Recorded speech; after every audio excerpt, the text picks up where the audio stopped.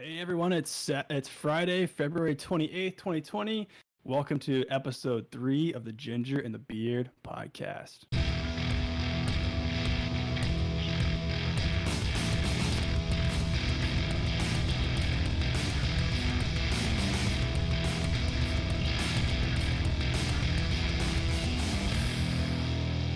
What's up everyone? I'm AJ, aka the Ginger.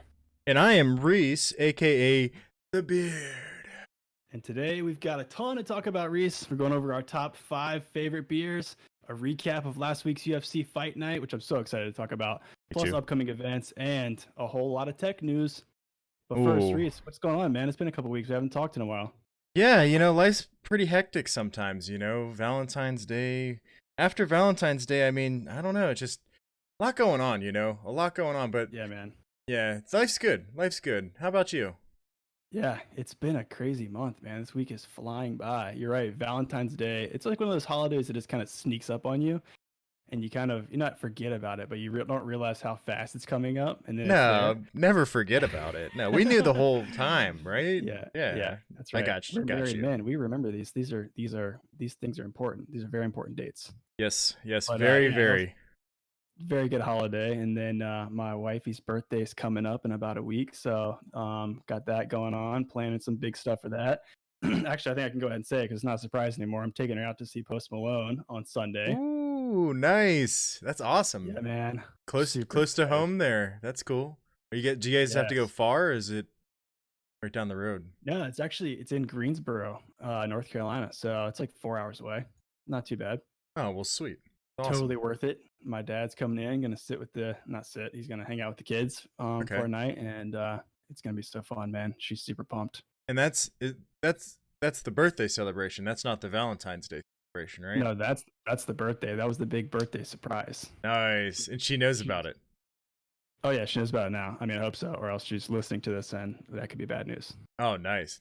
Well, that's very exciting. If I spoiled a surprise on the podcast, that'd be the worst. That would be bad. I don't have anything nearly as exciting as that going on, but we're just gonna be going around doing some things. I'm gonna go to the comic book. My wife and I are going to the comic book shop tomorrow, and then going to see her family. And then on Sunday, I think we're gonna wake up early and go hit a brewery around like 11 o'clock, get a pretzel, sit there, chill for a little bit. Just have a beer to, take the edge off, and then come home and relax, which I'm actually like super excited about, because I have been chill, man. I haven't told you, AJ, but I was in meetings like insane all day yesterday and the day before, to the point where like my head hurt, right?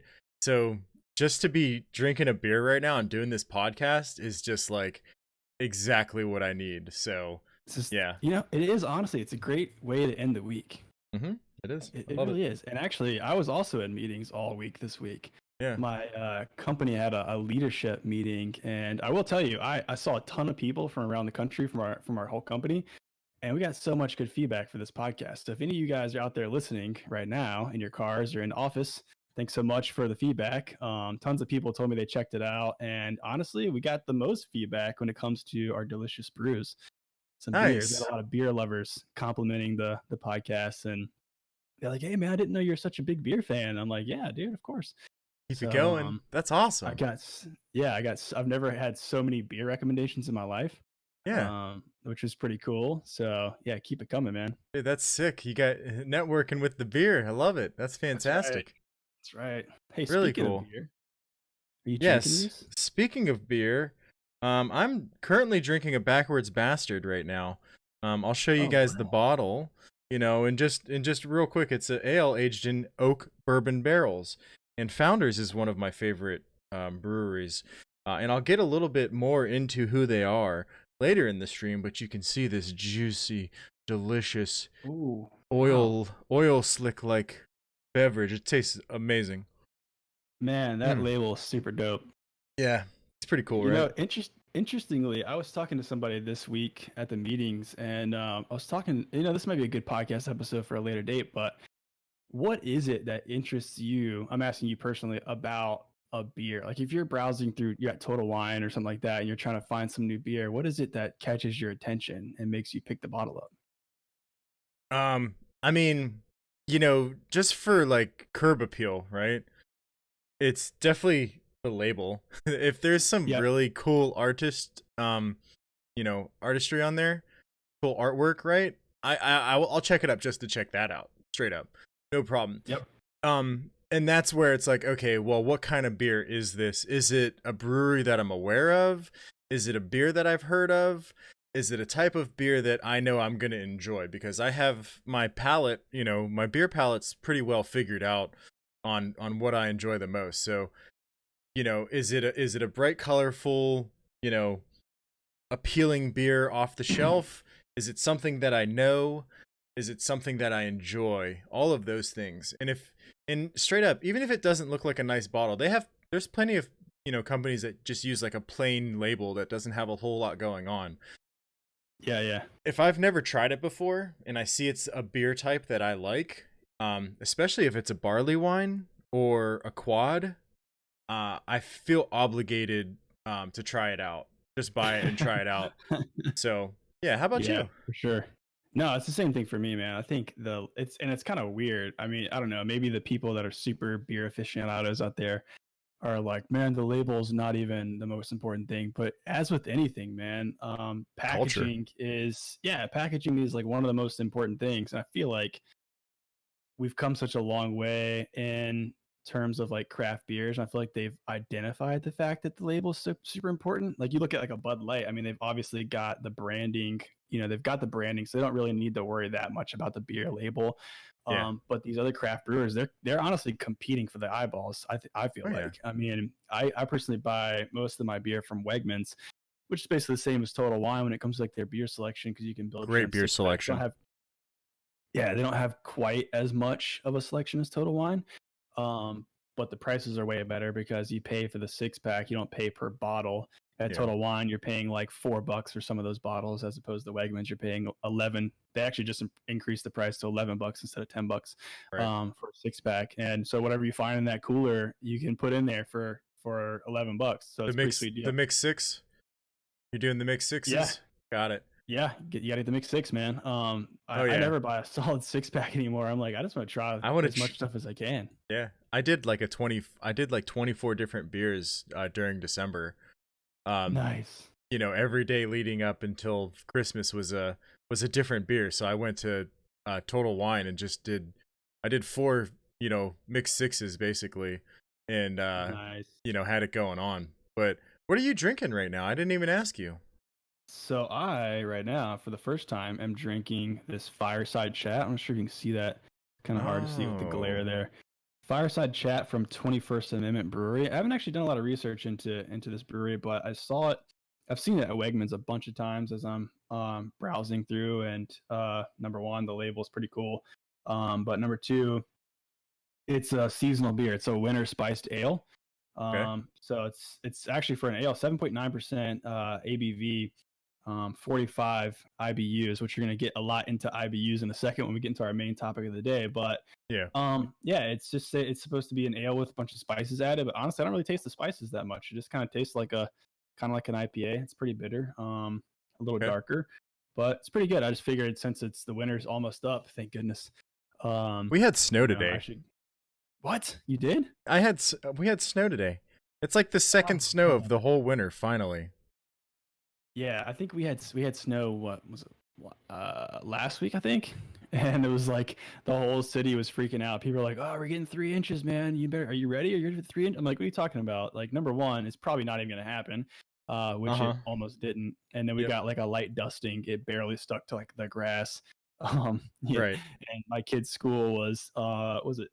It was on an hour delay, or no, I guess 2 hour delay, and then Okay. my office was also closed until 10. So it's kind of When crazy, man. when was that was this week?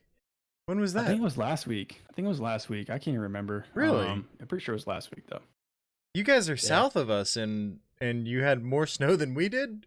What's up with Yeah. that? I don't know, man. Crazy, man. But Weird stuff. weather's Weird stuff. weird. Also, you were talking about how you were just with a bunch of people at that leadership meeting. Um hopefully none of them were sick or anything like that. I'm not trying to freak you out, but Coronavirus. you were washing your hands, right? Making Yeah. sure you Yeah. were No, for safe. sure, man. That's, you know, Yeah, I've been I didn't hear anyone. no I one didn't hear coughing or anyone like anything. hacking up a lung or anything, but Dude, I'm like washing my hands constantly right now. Gas station, yeah, wash my hands. Bathroom, wash my hands. But every time I get home, wash my hands. Like, yeah, yeah, dude. you have to. Yeah. Sketchy stuff out there, man. Saw We're gonna talk about somebody that a little bit later, actually.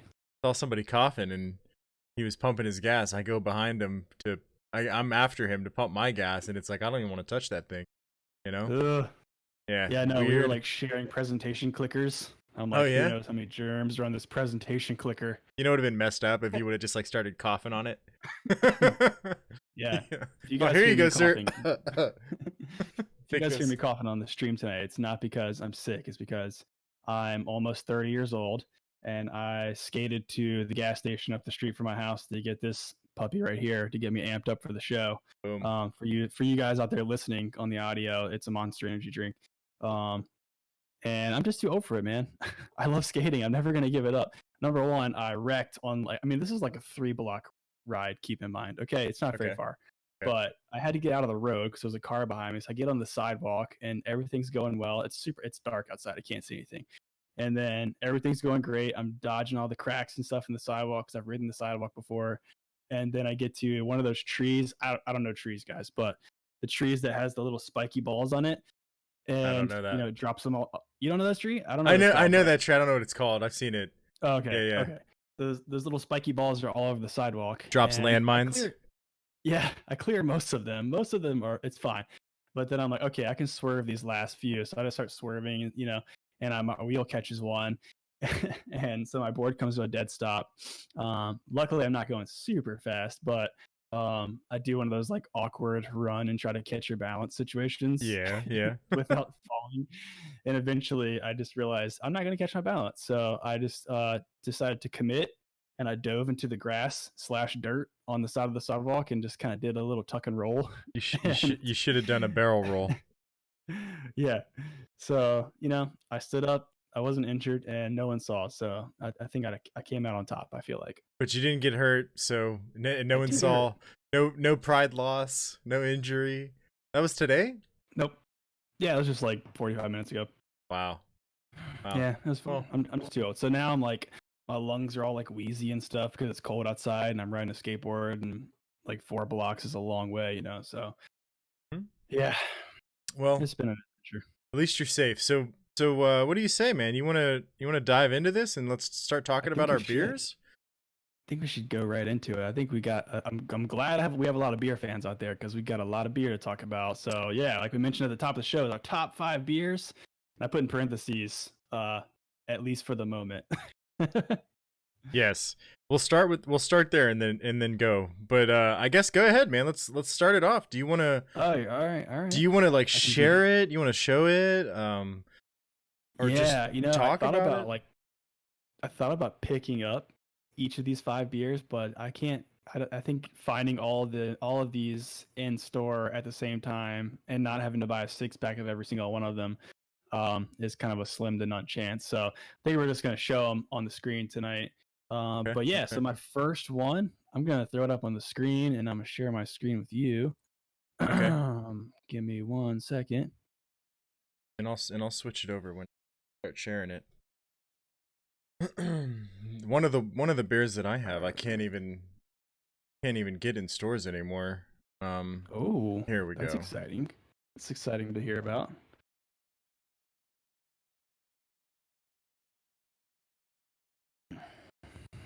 Take your time, sir. Take your time. And no, so while Reese is figuring that out, for you guys out there in your cars right now who are listening to the audio version, because FYI, we're now on Apple Podcast, Spotify, Stitcher, Podbean, all the things, all the podcast apps. For you guys, we are now showing pictures on our screen of our beers. So if you want to see that, I could try to paint a word picture for you, but some of these beer labels are kind of out there, so it's going to be kind of tough. I would advise you to check us out on YouTube or go to our Twitch page and watch the recordings, or even join us live next time and see what we're seeing. This So you got looks my like screen up? this looks like a Mr. Hop. It's like a little cartoon character. You can call him Mr. Hoppy because he's a hop plant and he's just like spitting out magic dust, man. I love it. All right, yeah, I can see it. Everyone else can see it now too. Okay, cool. So hold on, I'm gonna pull this out. You still seeing it? I can see Rogue Let me know now. if you're. Oh, hold on. Let me stop this really quick. Sorry, guys. Technical difficulties. Do, do, do, do, Change do, do. windows. Um, You're I such like Rogue rookies. though. I love that. Oh yeah, we're getting there. Love it. All Yeah, right, so you guys got me now again? Okay, yeah. cool. So yeah, just to try to paint a word picture like Mr. Reese did, some kind of floating weird hop space head guy spitting out a bunch of magic dust. It's appropriate for the name. This is Elysian Space Dust IPA. Yummy. So I'm gonna tell you guys, this thing is delicious. So comes out of Seattle. The Elysian Brewery is in Seattle, which I did not know until I started actually researching this beer. I've been drinking it for a while now. It's delicious. It's not super overly hopped. It's more like one of the most well balanced IPAs that I tend to pick up, and it's definitely become like a favorite of mine. It's easy to find around here. Okay. And they got it at bars around here and everything, which is cool since it's from Seattle. But I started doing some research about this, and I do want to preface this whole conversation by saying I'm at least going to speak for myself. I'm going to let you speak for yourself, Reese. I'm All right. definitely not a beer expert by any means. Um, I am a huge fan of beer. Been drinking beer for a while, and craft beers especially. But I'm definitely not a beer expert. So if I say something incorrectly, feel free to correct me in the comments, or leave us a comment somewhere. But yeah, so Yeah. this uses Citra, and Chinook hops. So I looked that up, and it's basically that's what gives it its citrusy flavor, but it's not overly citrus. Like they don't promote it being like a juicy citrusy IPA, but it's just enough in there to kind of leave that aftertaste. Which aftertaste in many things, like if you're talking about food and you start saying aftertaste, kind of a negative connotation. But for me, beer, it's got to have a good aftertaste. It kind of sits there in your mouth for like a few more minutes, and you can kind of enjoy that sip a little bit longer. Yeah, But absolutely. so a little bit more about Elysian. So I found out they were founded in 1996, which is wild, man. I was 6 years old at that time, which is crazy to think. And I got a couple more on my list. I'm sure you probably do too. Mhm. Some of these breweries have been around forever. Like it's kind of wild to think about how long some of these guys have been around. And you think craft beer is like this recent surgence of, I don't know what I'm trying to say, but this recent thing, but it's actually been around for a while. Yeah. There's only 3 locations. They're all in Seattle. They're all positioned pretty close to like sports arenas, like CenturyLink Field. So they get a lot of that traffic. And they've actually been acquired recently by Anheuser-Busch. So they're part of the big conglomerates now. So now they distribute nationally. So you can pick this thing up year round. But I thought that was pretty interesting to mention because my wife and I actually talked about this a while ago. And, with the craft beer scene exploding as much as it is, the big conglomerate corporations are going to have to do something to stay relevant. Like if Anheuser-Busch doesn't start picking up some of these craft beers, I mean, I don't see people drinking much of the non-craft sort of, traditional beers that we think about anymore. Like it's definitely not the go-to for most people, I feel like. So I thought that was And interesting. I mean, yeah, I mean, unless you're a part of the younger crowd, I still think a lot of, you know, um, a lot of people do enjoy a nice, Budweiser, Bud Light, and whatnot. But I agree with you. I Mm-hmm. mean, I think we're gonna, I think those domestic beer companies, those large domestic beer companies, are gonna have to start looking over their shoulders and watching out. Yeah, absolutely, man. Absolutely. So yeah, just to kind of wrap that one up, I think I just honestly, it's a great beer for the summertime. I mean, I've purchased a bunch of them here in the fall because I just love it, and it's a kind of a go-to. But you pair it with a burger, outside on a nice hot summer day with a burger by the grill or something. It's just delicious. I highly recommend it. Yeah, sounds awesome. I think I've had it at one point. I don't remember when I had it though. I might have had it with you. I'm not really sure. But it's been a really It's quite long possible. time since I've had it, and I'm not like a big fan of IPAs, you know. But I'm starting to adapt my taste buds, for an IPA. So it's just gonna. I bet if I went back and tried it again, I'd probably have a better understanding of the beer. But yeah, I love the art. Yeah, I love the passion behind it. Really cool. yeah, absolutely. And I think I forgot to mention it's an 8.3%. That's pretty high, and to not be overly hopped is it's a good thing. But I've started looking up like at the IBUs, which actually stands for, I think it's like something bitterness units. So it's actually how they measure how bitter the beer is. It's kind of cool that they've been able to quantify that. So it's a little higher on the scale when it comes to the bitterness. But in my opinion, it's very well balanced. So that's about it. What do you got first on your list, man?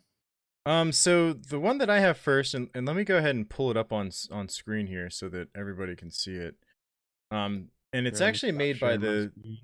yeah, and it's actually made by the same company, um, that the Backwards Bastard is made by. So it's the same beer that I'm drinking right now. I think you guys should be able to see it. Yep, we So got you. it's called the Founders. It's Founders Brewing Company, right? And Yes. and it's a breakfast stout, right? So this is probably it's probably like my number 2, right? So first off, Founders Brew Company, they started in Grand Rapids back in 1997. And they've done a fantastic job. They have just like such a wide variety of beers, and it like every beer that I've had from Founders has just been, it always goes on like my top 10, top 20 list, where it's like that one's now one of my favorite beers. And there's nothing I can there's only good things that I can say about it. So right off the bat you can see it's 8.3% ABV, 60 IBUs, but I mean, it says 60 IBUs, but it's really smooth, honestly. I don't even really taste the bitterness there. So yeah, so they Yeah. explain it basically as a coffee lover's beer, right? So it's a breakfast stout. It's a double chocolate oatmeal coffee stout. That's a mouthful. I understand. Wow. Yeah, so double chocolate, oatmeal, and coffee all put into a stout. Now, come on now. Come with me. How Let can me you take you on an how, adventure, you know? how can you not get behind that? Exactly. So brewed with an abundance of flaked oats, bitter and imported chocolates, and 2 types of coffee? Now you're talking to me. Mm. Now you're talking to me. I love it. This stout has an intense, fresh roasted Java nose, topped with a frothy, cinnamon colored head that goes forever. Yeah. Yeah. I gotta I'm say, hungry. I'm hungry. this is like, this is like this is like dessert for breakfast, right? I don't Yes. even mind waking up on a weekend after a nice long nap, you know, and just having a couple sips of some breakfast stout. That sounds like a fantastic weekend for me. Could you Gotta say. consume this warm? Would you consume this warm? It sounds like it should be. I I don't know. mean, It just sounds that's so good. probably I feel like that's, personal choice. I personally can't drink them warm. I prefer them to be cold. Yeah. But sometimes I think if you drink them warm, you might get a little bit more of the flavor profile. I think drinking them cold sometimes takes away from that. But overall, I can't recommend this beer enough. I can almost guarantee that if you like stouts, right? If you've ever had a Guinness and we're like, oh, this is okay, drink one of these and you'll be like, your life will be changed. You'll be like, oh, all right, well, I'm drinking these from now on. So Yeah. Can we yeah, also just man. talk about this label for a second? Right? This Just a this little little kid. chubby kid, this little Yep. chubby guy E- just pounding away on some oatmeal Just eating and some oatmeal, having a good old day. See, he and just that makes me goes feel like a kid. exactly. And right, so that goes back to what we were talking about earlier, right? The artwork on beers, right? So it's like you're walking Yeah. down the aisle at the store, and you see some beer with like a white label and black text, and you see this one right next to it. I Mm. mean, you could see a bunch of different beers with different artwork, and then you see this one with a baby eating oatmeal. I mean, Yep. you kind of have to stop and Wait, what's say, going on here? yeah, what is going on here? Oh, whoops. Sorry about that. Um, yeah, so that's what we got going on tonight. Um, Nice. yeah, AJ, let me know what's your next beer. Let's hear it. Oh, I've got a really good transition actually. So Okay. this is a breakfast stout. I've got one called that I want all of you guys to try. Let me just go ahead and share this really quick. Okay. And Um, I'll pull it up once you start sharing it. it's definitely not as seamless as we probably could be, but you know what? It's okay. That's fine. All right. All right, you should be Okay. seeing a beer from Sweetwater called Blue. You guys seeing that? You seeing that, Reese? I see it. Everyone else is gonna see it zoomed up right now. There it is. Awesome. Sweetwater. I Sweet. know all about Sweetwater. Sweetwater. Oh, do you? Yeah, it's a restaurant that Yeah. is like all over the place up here. I love this place. Oh, really? Mhm. Is it the same thing, you think? I'm pretty sure because it's a brewery restaurant. Okay. Maybe it is. I Maybe it think it is. is. I Um, really think it is. Yeah. okay. So, I'm gonna well, look it let me up. tell you guys. I lost your image though for some reason. Oh, did you? Yeah. Weird. Change. Sorry, guys. All right. Go How back about to the now? main logo. Oh, there it is. Yeah, there we go. All right, Weird. I'm boom. not really sure Yeah, what we're happened there. back. We're back now. Okay, cool. So let me tell you guys. I first had this Sweetwater Blue actually before I met you, Reese. Shayla and I were actually visiting your wife, Stephanie, Yeah, up in DC, and we actually checked out a cider festival. I don't know where, somewhere. I feel like it was in, I don't know, DC somewhere, they but do them all the time. Yeah. yeah, it was like some very hipster sort of like warehouse venue. I don't know. But regardless, it was a warehouse full of ciders. And so I'm not a huge cider guy. I don't mind drinking ciders. I mean, so I was walking around and we were tasting a bunch of different ciders and having a good time. And we got to the end of the, I guess, the end of the line, I guess you can refer to it as. And I found a beer. I found a beer, whatever, a guy pouring some beer. So I decided to check it out. It What's was this this doing here? Sweetwater Blue. Yeah, I Was was like, was this all right. misplaced? Did somebody misplace this beer? This beer Yeah. vendor here? Yeah. So I went and checked it out, and they gave me like the little sample size cup or whatever the cup that you had to carry around. And I took that little swig, and I was like, holy crap, this tastes just like a blueberry muffin. Ooh. It was the best tasting beer I had ever had in my life at that time. Oh wow. It tasted. I'm telling you, man. I like went and found my wife, and I was like, She doesn't like beer at all, you guys. If she likes cider only exclusively, but I had this beer, and I was like, the aftertaste I was talking to you about is. I'm telling you, man. Like I thought I'd just take a bite out of a blueberry muffin. It was so good. So Okay. after that point, I went on a hunt for it and found it. And you can actually find it locally. You can find it in Wegmans sometimes. And Total Wine usually has it year round, I believe. But it's actually a wheat ale. It's only 4.6%, so it's really easy to drink and it's actually really smooth. It's a little filling, but not too much. But they actually do describe it. Sweetwater on their website describes it as a breakfast beer. That's what they describe it as, Oh really? and that's why It's, it transitions so nicely from your breakfast stout. Um, yeah, and I mean, you crack the bottle open, you pour it into your glass, and it's really you get that scent of blueberry as soon as you kind of pour it out into the glass, and then you don't really get it that much on the front end of it when you're first drinking it, but the back end, the finish is just straight up blueberry muffin, man. So their description, I wanted to read the description from their website okay. because I thought it was perfect. It says a unique, light-bodied wheat ale enhanced with a hint of fresh blueberries. I wouldn't call it a hint because it's pretty powerful. The euphoric experience begins with an appealing blueberry aroma.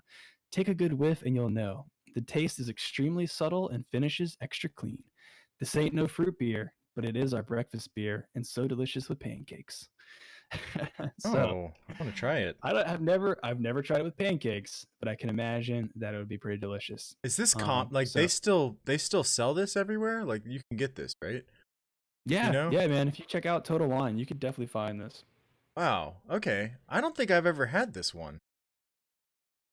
I've probably had some of their Yeah, other ones. I need to, yeah, dude, I definitely need to check this out because I didn't even yeah. know I didn't even, I honestly didn't know they had something like this. So yeah, definitely interested. Highly, highly recommended. Highly. So I'm gonna Okay. stop sharing now. Pass the baton to you, sir. What's next? Okay. All right. Next we have a Gosa, right? And so let me go ahead and pull this up a little bit, on your screen. Um, let me go ahead and show you guys this one real quick. So, and I've talked about Agosa in prior streams, so this shouldn't be anything new to anyone that's seen it before. But it's like a sour beer, right? Let me go ahead. Now you can see it, right? So this is Super 8 by Dogfish Head Brewing. Um, Dogfish Head, I think anyone that knows anything about beer, they've probably heard of the 90-minute IPA, Oh yeah, or the 120-minute IPA. So that's who we're talking about right here. Um, and they went delicious. out on a limb and basically created. They wanted to see if they could create something different, right? That they had never really done before.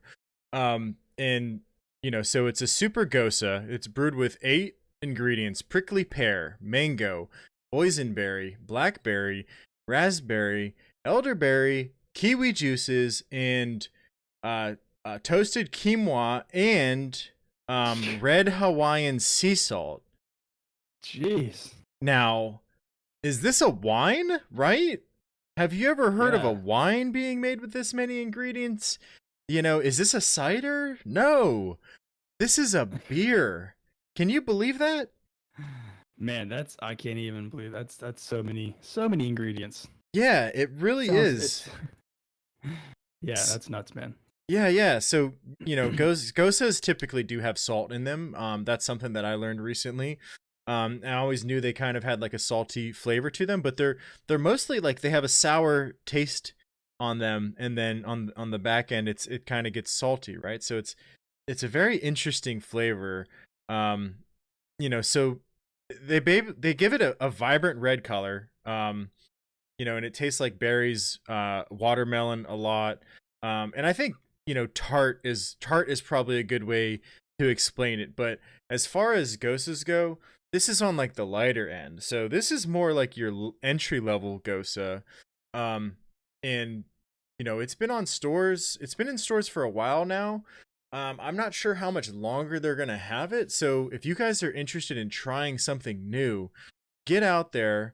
Go to your. They should have it at your local grocery store. I've seen it at tons of different places where it's like, they might only be selling like Budweisers and Bud Light and a couple other like different craft beers. Like I would say if they have if they have like Shock Top or something like that, then you probably have a good chance of finding this. But um, here's the real kicker, and this was what I was talking about earlier about how they wanted to like do something completely different, right?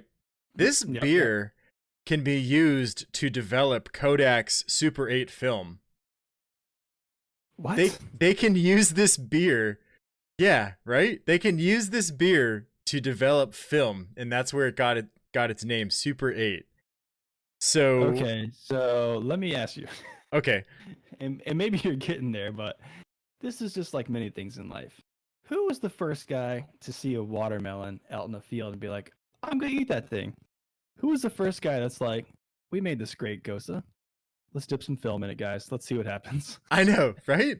Like I see your point exactly. It's like it's like where do you even get the idea to do that? I don't know. To figure that out, right? So I don't have an answer to that question. I'm sure at somebody at Dogfish Head, probably. Well, actually, you know what? It says it right here. Okay. The founder and CEO Sam Calagione, I'm not sure if I'm saying that right, learned during a Kodak podcast that if the pH of a beer is low enough, it just might be able to develop their Super 8 film. And so he took that as a challenge. So, okay, but that still doesn't Wow. answer the Okay. question. Who at Kodak,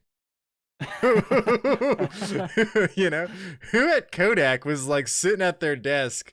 I bet it was an accident. I bet they were at home drinking beer, drinking a beer that had like a really crazy pH level, and they spilled their beer on it, and all of a sudden the film started to develop, and they were like, you know what just did that? What caused that? And they probably looked into it. That's my Oh guess. yeah. Who knows though, Well, right? if there's not a photographer out there who only exclusively develops his or her film in beer, there's definitely a market for this. I think there's a market for this. I want to meet that person. Very, very cool. So, just a real quick, some information. So this is 5.3% ABV, and I couldn't find an IBU for it. So, I have it listed here as 0. I think anywhere online would also list it as 0. I'm not really sure why that is.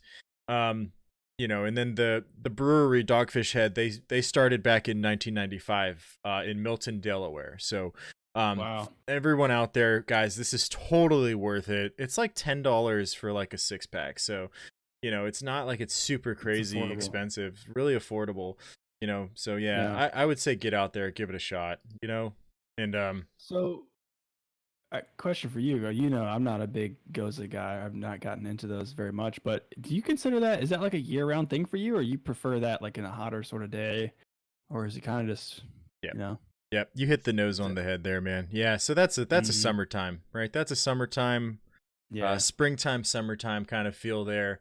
Sitting out on the porch, the sun beating down on you. You want something refreshing.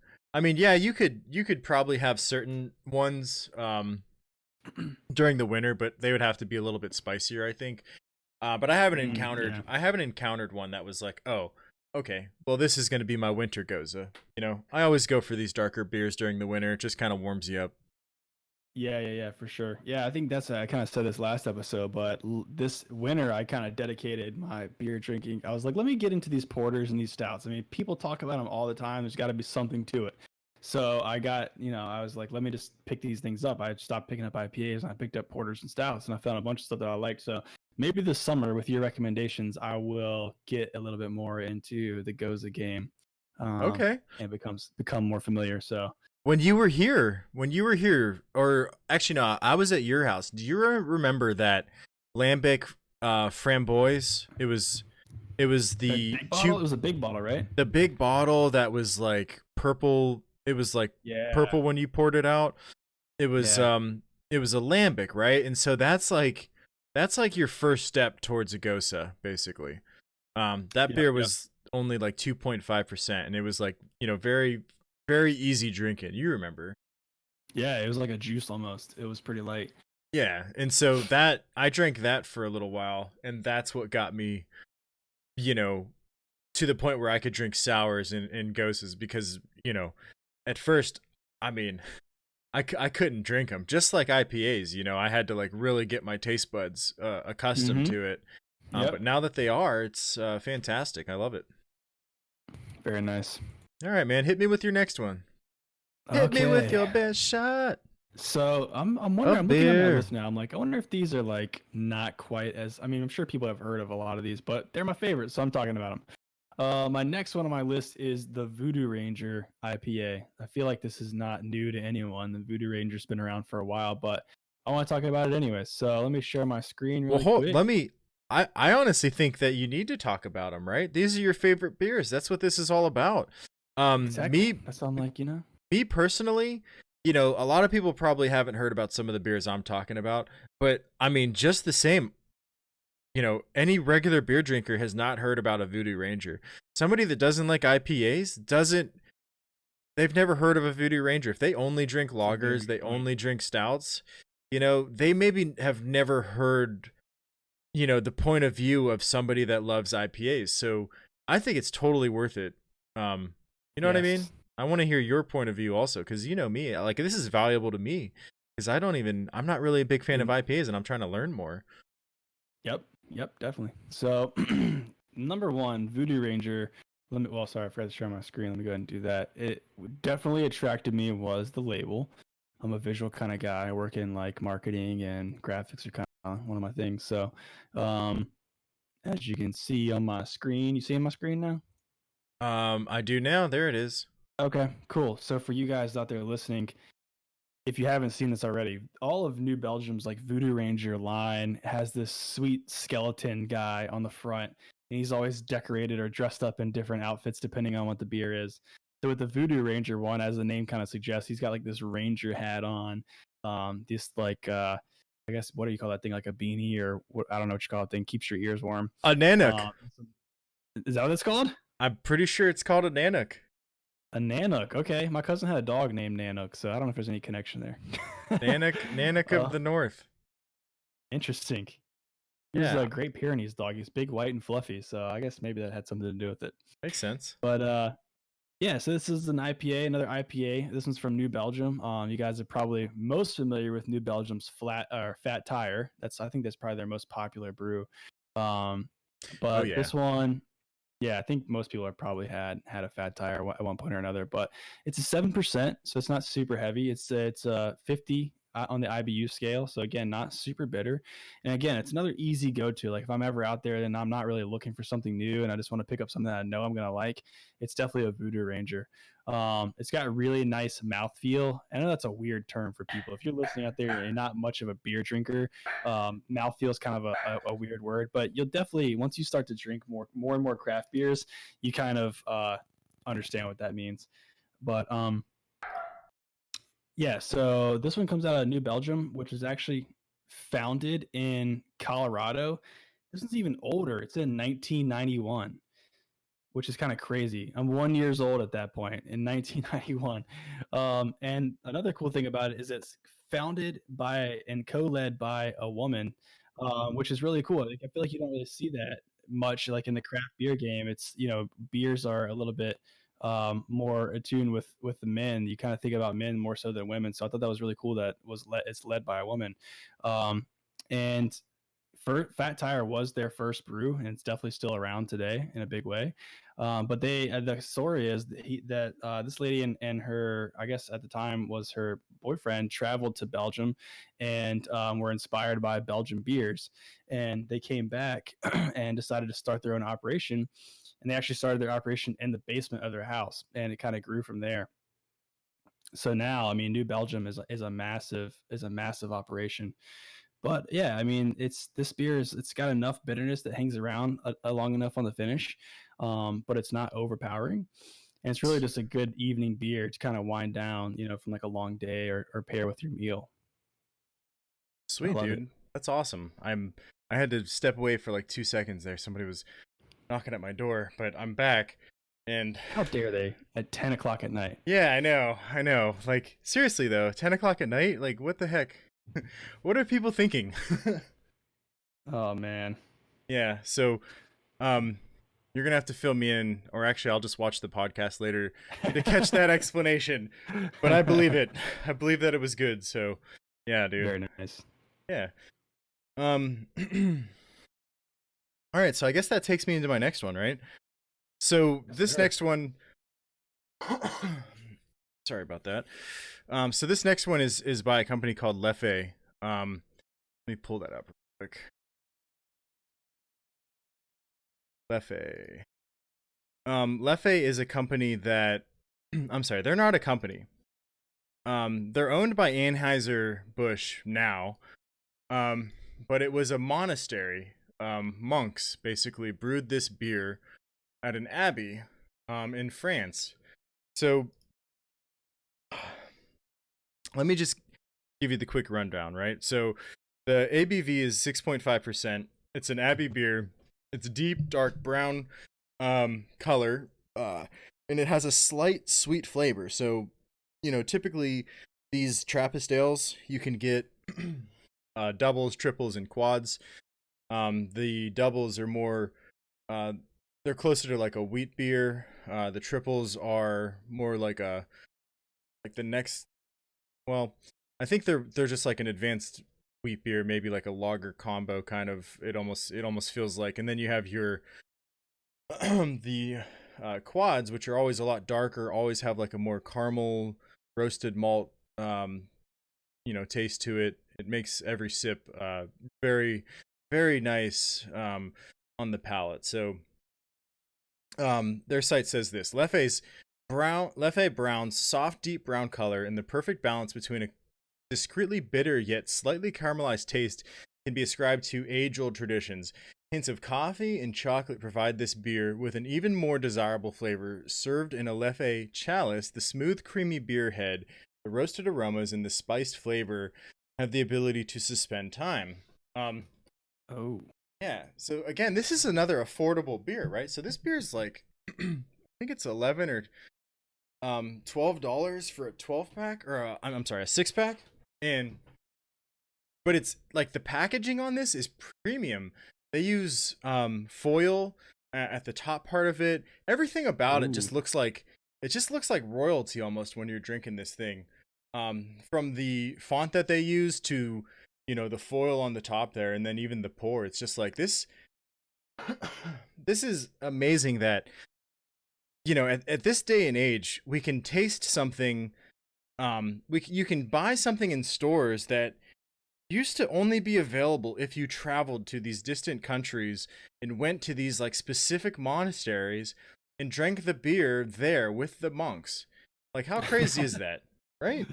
So awesome, man. I It know. actually reminds me, what is it's that brewery that's in your town that you live in right now. That's the only one in the United States, and the other one's in Belgium, right?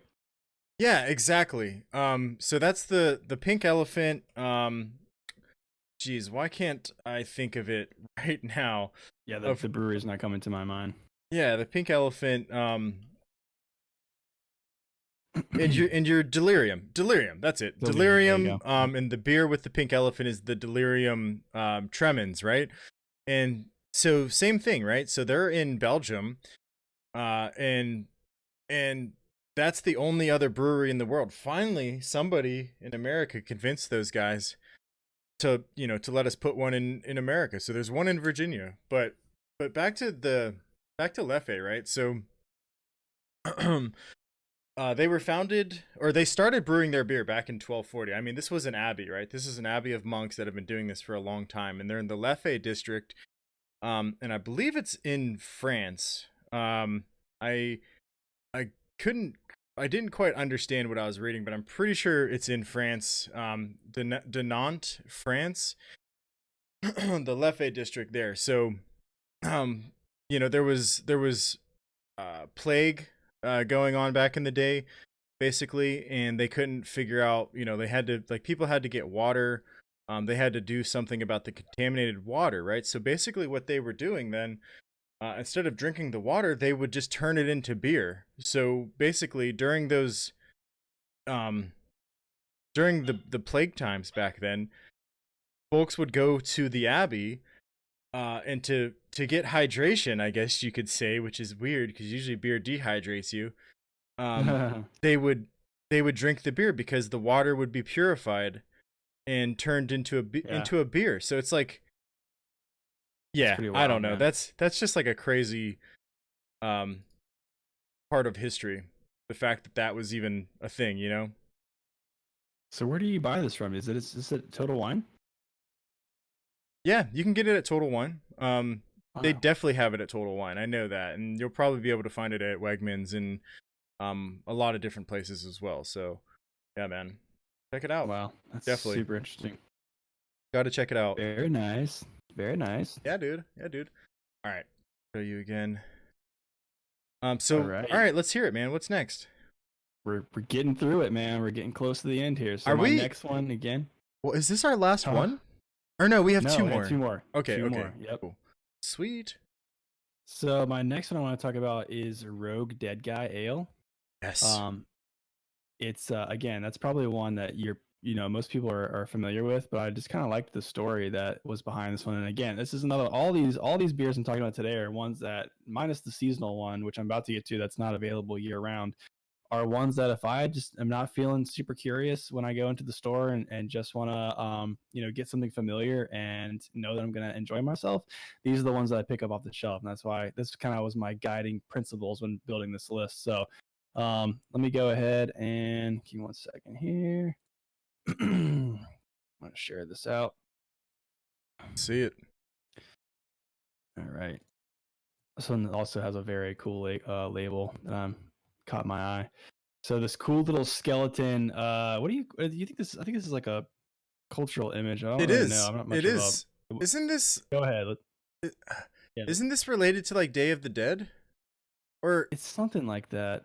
Or maybe it's related to the French. You know how there's like the catacombs beneath France. Yeah. I almost feel like it's something to do with that. One of those two, right? It's like a mummy guy, right? Did you call him like a mummy? I don't really know what he's called. Yeah, I mean, yeah, I could see that. Super, it's a very simple, minimal label. It's very, very cryptic.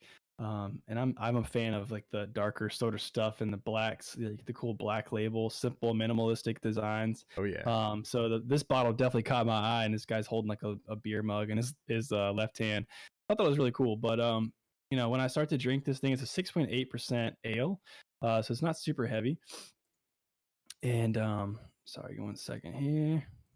I almost just want to know like his story, right? You could almost create like a story behind this guy.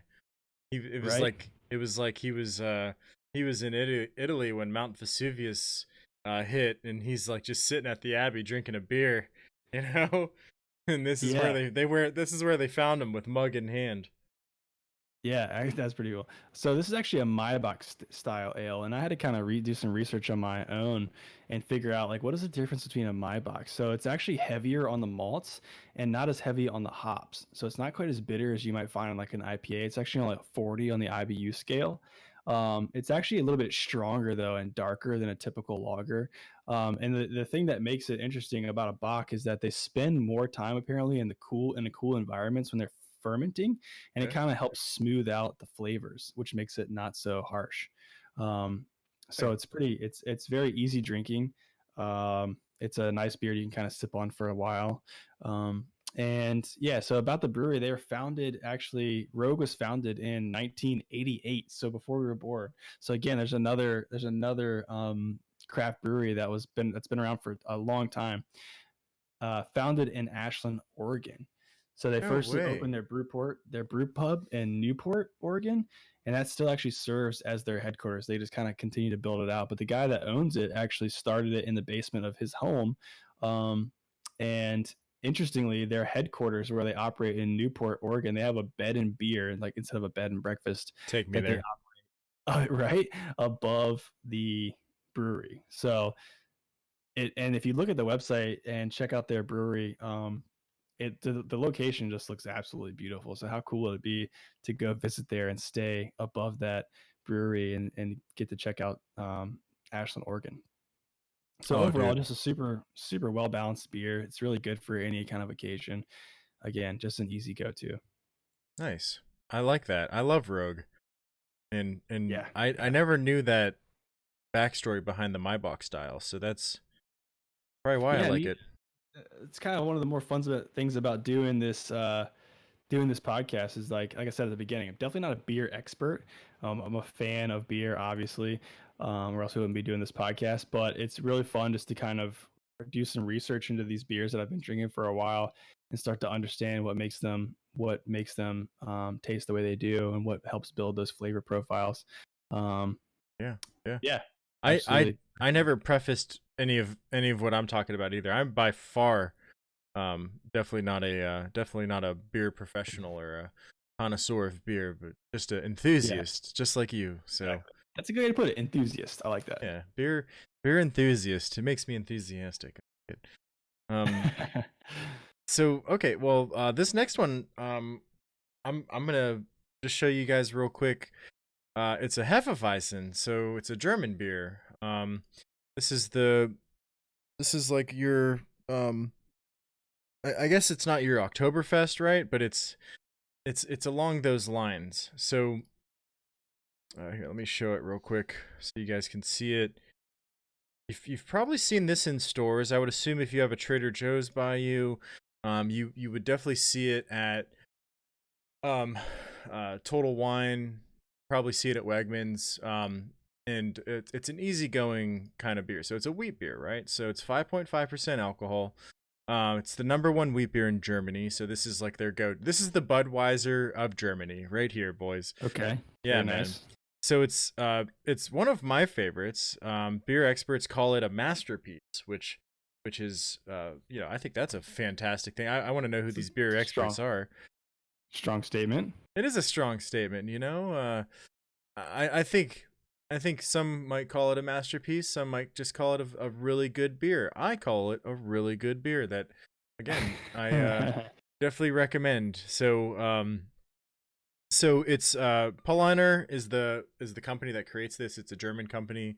Um, the Hefeweizen is translates to well, I know the Weizen means wheat, and the Hefe I believe means beer. Let me make sure.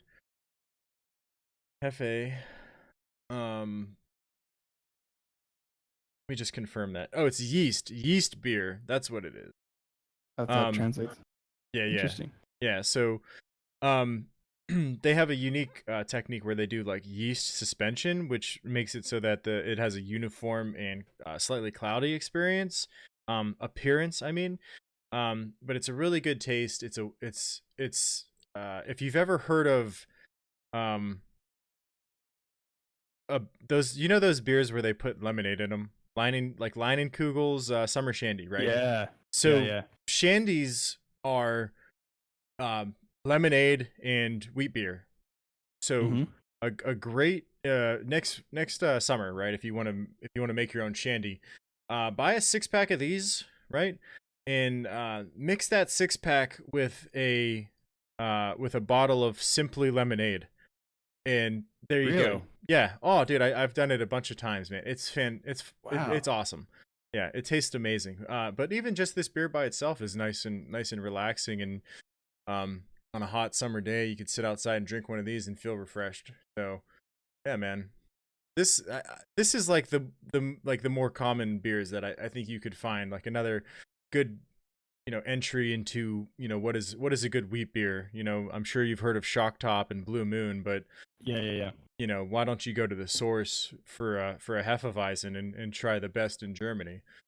If you like Shock Top and Blue Moon, give this one a go. I don't think you'd be let down. I do enjoy a good shock top here and there. Again, it's kind of more of a summer thing, but I do like that a lot. I'm trying to remember now. When I was doing some research onto the show and into these different beers, I did see somebody. I feel like it was Elysian, but I'm looking on their website right now trying to figure it out. But um, the first time I'd ever heard of people mixing beers together, it was one of these breweries I was looking into. They're like, "Yeah, mix this one with this one, and it makes this." And I was like, "What? What blasphemy is this? You're mixing beers together?" Oh, you have to Um, find that. I want to see it. I want to know it. yeah, man. I'm like, it might not happen on this show, but I was looking. I feel like it was Elysian, but I could be wrong. So if anybody out there knows, if you have any beer mixing recommendations, please let us know. Okay.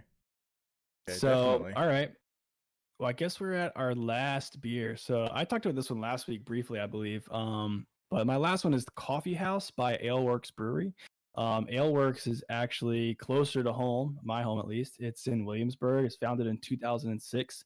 And the beers actually, their beers are actually just available regionally. So if you're outside of probably this East Coast region, you might not be able to pick this one up. But it's a seasonal beer. It's like I said, Coffee House. Let me see if I can pull up. There's not really a good picture of the coffee house, but I'll share their website anyways.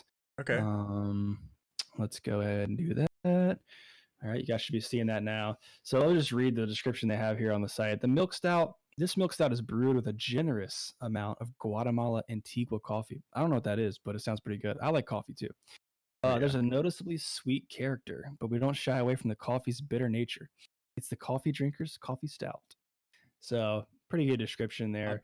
I think I talked about this one, like I said last week, but this is the perfect beer on for a fall night, in my opinion. Not too cold outside. If you're sitting outside by the fire, and, you're just warm enough, and you're drinking this stout, it's amazing. And it's only available. You can see through here on the website, available through November through January. So it's not available year round, and that's kind of why I've picked this one up a few times now because I know it's not going to be around for much longer. And I just really enjoy drinking it, so I had to keep getting it. But I don't typically like a lot of coffee stouts, but this one's like not too overpowering when it comes to the coffee flavor. It's very subtle, but it's noticeable enough.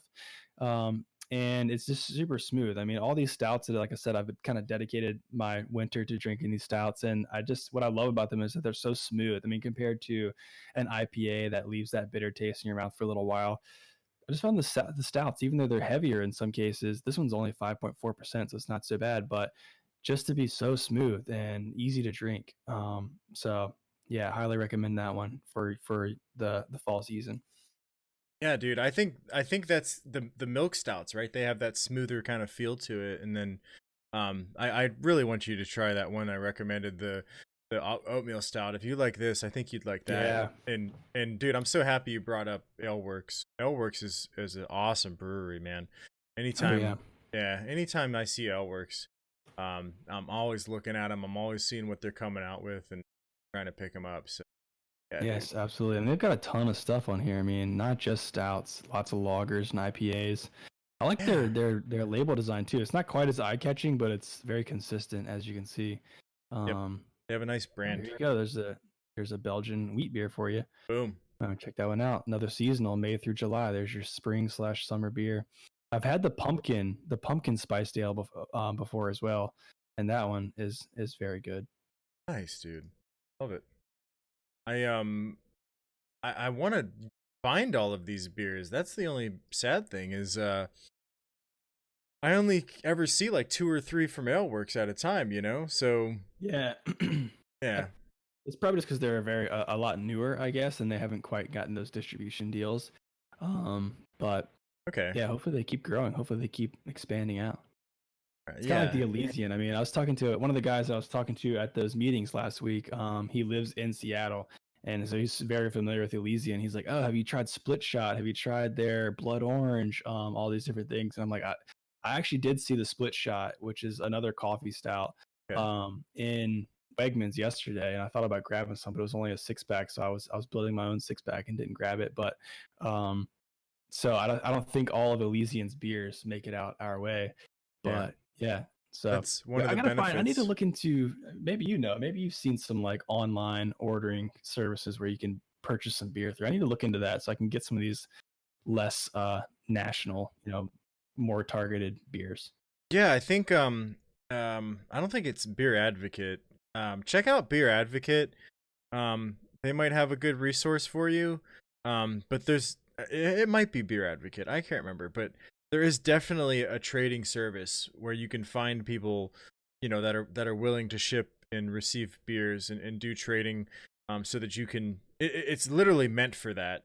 My brother used to do it all the time, and he was able to find beers that, you know, you can't even find anymore in stores. People just have them stored on shelves, and they've been using them as like trading cards almost, Nice. to trade up or trade laterally to get a certain beer that they want. So yeah, man, That's crazy. That's yeah, crazy to think that that's a thing. exactly. But that's actually a perfect little segue into my final beer, right? Because this is a beer that you can't find anymore. I'm excited about this one. Yeah, so let me go ahead and show it. So I'm not sure if I'm pronouncing this right. Well, I know the name of the brewery. It's literally the brewery. Can't mess that up. That Like is their I want to name name. a dog. Dog. Yeah, it's like, hey, dog, get over here. So it's the Melange. I'm pretty sure it's Melange number 3, but I'm sure there's some fancy way to say it. I just don't know how. So it's from 2017. It's a bourbon barrel American strong ale, and this thing is not. This is expensive. Okay, so off the shelf, you're spending $40 to $50 for this bottle, and that's at Total Wine.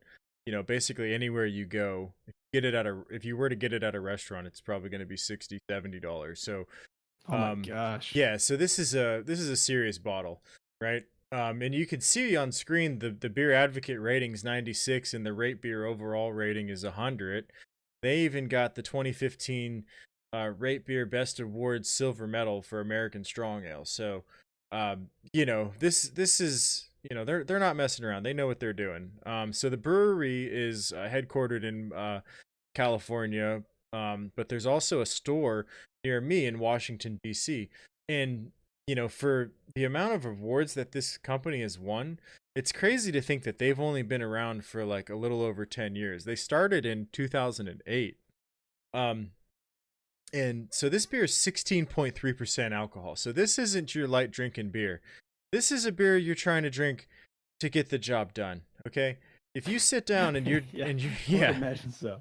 yeah, if you sit down and you're drinking this beer, you drink this beer over a span of an hour, you're gonna feel pretty good. It's gonna hit you pretty heavy, but the whole time your mouth's gonna just be, it's gonna love you, basically. So it's a blend of 3 bourbon barrel aged strong ales. It's a white oak sap, a wheat wine, which is their anniversary series, old ale, and an imperial stout, Black Tuesday. And Black Tuesday, a lot of beer lovers will, that'll probably make them perk up, because that's one that was a limited availability as well, and you got the beer community buzzing over, and people were lining up at special events just to get a bottle of Black Tuesday, and it was selling out like crazy. So Wow.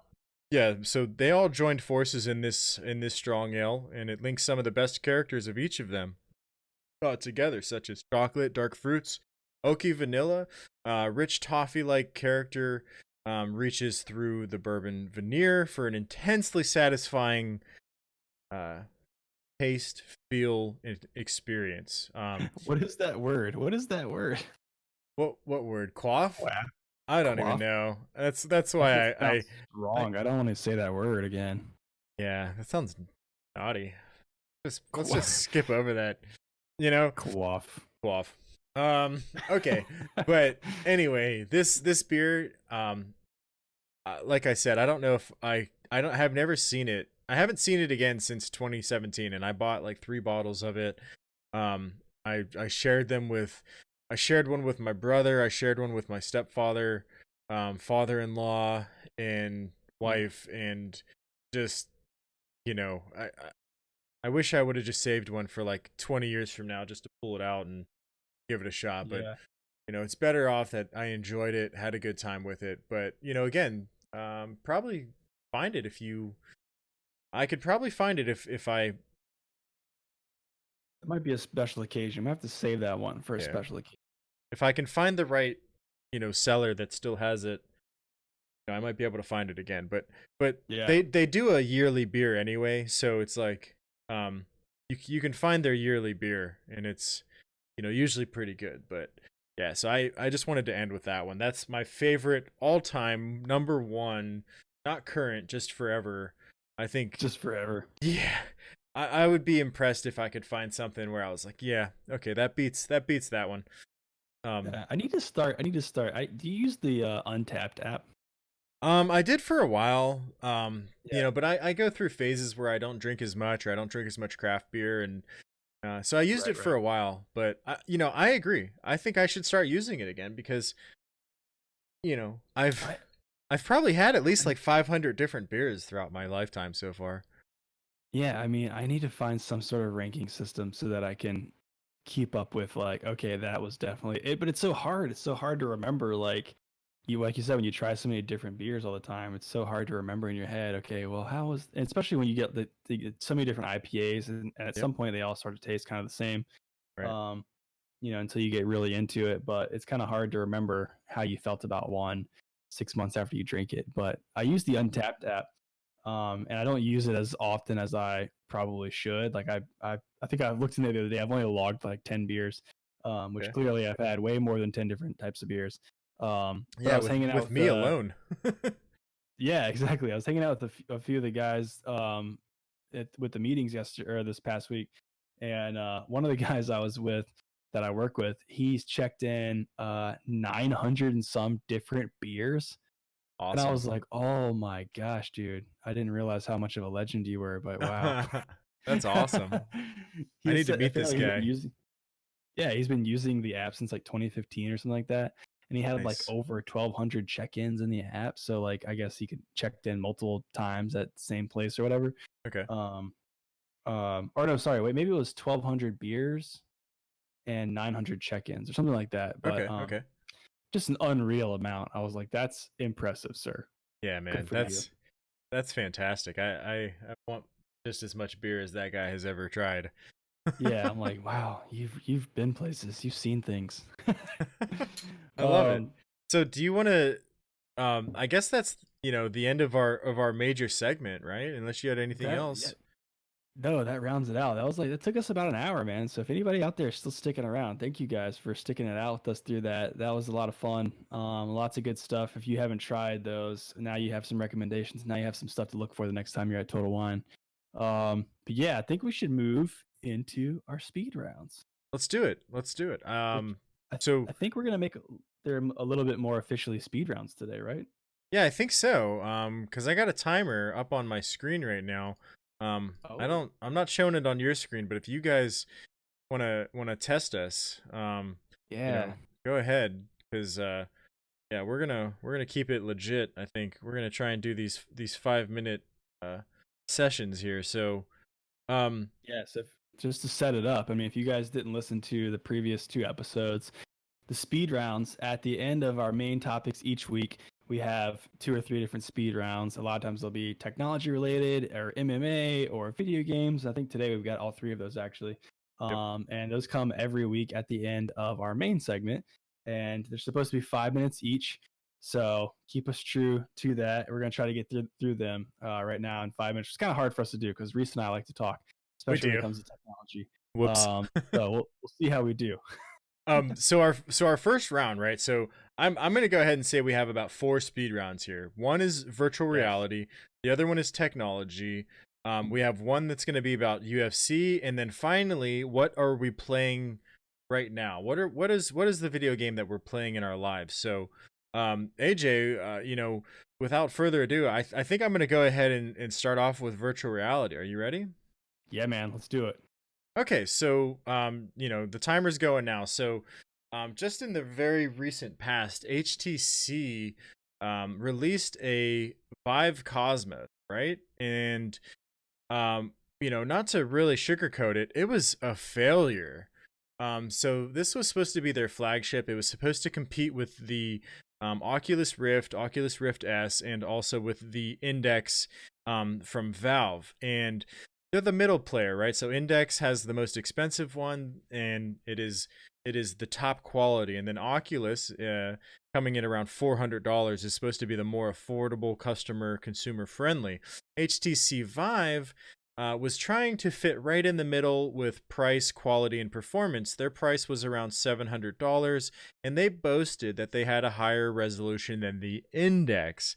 So they released, okay, and it everybody come to find out, yeah, the price is around $700 to $900, but the quality was not there. Their resolution was crap. Not much more than the Oculus, and the performance was lacking as well. Had a lot of glitches and issues. So they had very poor sales, and the biggest problem was their tracking sucked.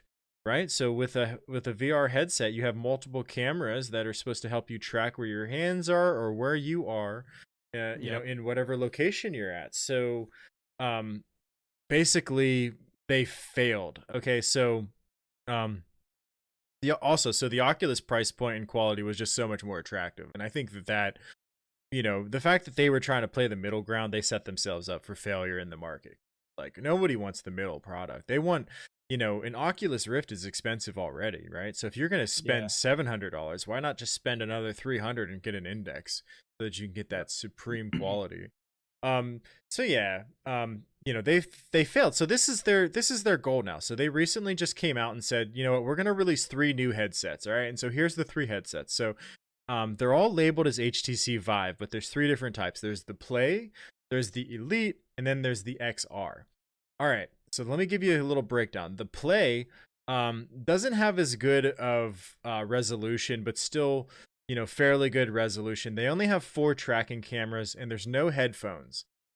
So the reason why they're coming out with this one with is like a little bit lower end is they're targeting the educational market. They're trying to appeal to younger folks or schools where they can buy this maybe a little bit less expensive product, but use it in the educational atmosphere, lower end quality and performance, but focused on education. So that's fair enough. Okay, but let me continue. Okay, so the next one that I'd like to talk about is the XR. Okay, so XR usually means like everything reality. It's not just altered reality or virtual reality. It's like all things reality. So it's aimed at enterprise customers. So They've actually implemented SR Works, which is an SDK, and allows for better usage of so that developers can go in and really customize the usage on the front end cameras.